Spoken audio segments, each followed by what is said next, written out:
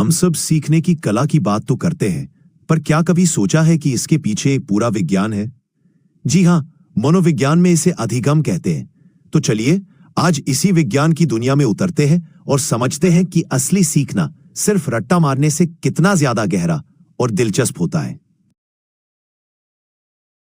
कभी ऐसा हुआ है कि कोई नई भाषा सीखनी हो या गिटार या कोई भी नया स्किल और ऐसा लगे जैसे एक दीवार से टकरा रहे हैं? ये जो एक संघर्ष होता है ना, हम सबने कभी न कभी महसूस किया है। पर सवाल ये है कि ऐसा होता क्यों है? और ये बात तो हम सबने देखी है ना कि कुछ लोग तो जैसे चुटकियों में नई चीज सीख लेते हैं और वहीं कुछ लोगों को काफी मशक्कत करनी पड़ती है। देखिए, ये अंतर सिर्फ इंटेलिजेंस का खेल नहीं है। इसके पीछे मनोविज्ञान के कुछ गहरे राज छिपे हैं और आज हम उन्हीं से पर्दा उठाने वाले हैं।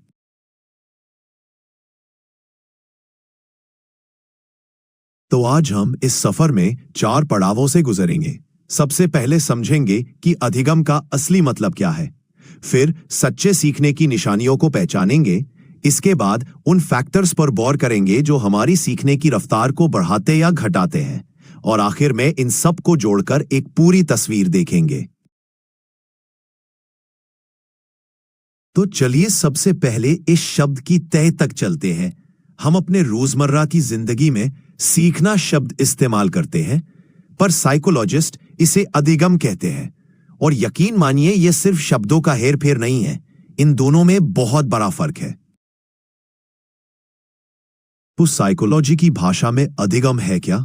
आसान शब्दों में इसका मतलब है हमारे व्यवहार में एक ऐसा बदलाव जो टिकाऊ हो, जो परमानेंट हो।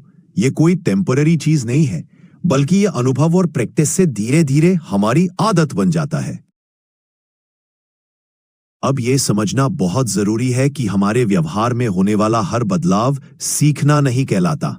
जैसे मान लीजिए कोई थका हुआ है और धीरे धीरे काम कर रहा हो, तो इसका मतलब यह नहीं कि उसने धीमा काम करना सीख लिया है। असली अधिगम सिर्फ प्रैक्टिस और अनुभव से आता है, ना कि थकान, बीमारी या सिर्फ उम्र के बढ़ने से।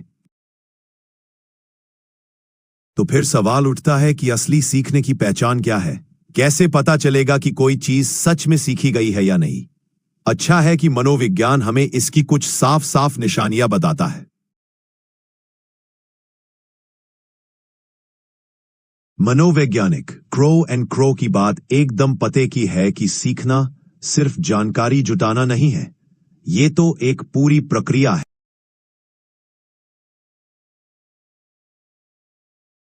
और यह सीखने की प्रक्रिया कभी रुकती नहीं है। यह जंग से शुरू होती है और जिंदगी भर चलती है।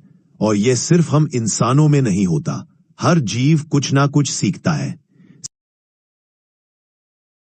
अब आते हैं उस सबसे बड़े सवाल पर जो शायद हम सबके दिमाग में घूमता है। आखिर वो कौन सी चीजें हैं जो किसी को क्विक लर्नर और किसी को स्लो लर्नर बनाती हैं? इसे एक तरह का कंट्रोल पैनल समझिए, जिसमें कई सारे बटन और लीवर्स हैं। अगर हम इन फैक्टर्स को समझ लें, तो हम अपनी सीखने की रफ्तार को भी कंट्रोल कर सकते हैं। ये फैक्टर्स मोटे तौर पर 2 तरह के होते हैं। एक वो जो हमारे अंदर होते हैं, यानी आंतरिक कारक, और दूसरे वो जो हमारे आसपास के माहौल से जुड़े होते हैं, यानी बाहरी कारक। चलिए पहले अंदर की बात करते हैं। देखिए, सीखने की पहली शर्त है एक सेहतमंद शरीर और एक शांत दिमाग। इसके साथ ही सीखने की अपनी इच्छा, उस विषय में हमारी दिलचस्पी और हमारे इन्यूशन, ये सब बहुत बड़ा रोल प्ले करते हैं। पर इन सब में वो एक चीज जो सबसे पावरफुल है, वो है अभिप्रेरणा, यानी मोटिवेशन। और जब बात अभिप्रेरणा की आती है, तो बीएफ स्किनर ने क्या खूब कहा था कि मोटिवेशन सीखने का हाईवे है। इसके बिना सीखने का रास्ता एक उबड़ खाबड़ पगडंडी जैसा है। पर अगर मोटिवेशन है, तो ये सफर एकदम स्मूथ और तेज हो जाता है। ये सीखने की गाड़ी का असली फ्यूल है।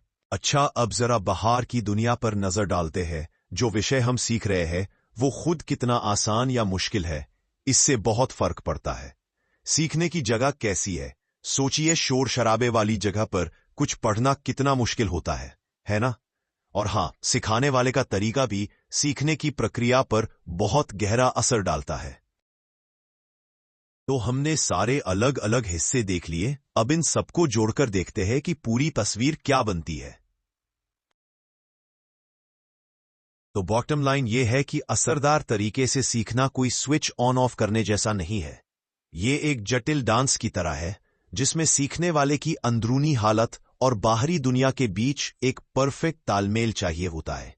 बेहतरीन नतीजों के लिए इन सभी पहलुओं पर ध्यान देना पड़ता है। तो इस पूरी बातचीत के बाद एक सवाल सोचना तो बनता है कि इन सभी फैक्टर्स में से वो कौन सा एक फैक्टर है जो किसी के भी सीखने की पूरी प्रक्रिया पर सबसे ज्यादा असर डालता है।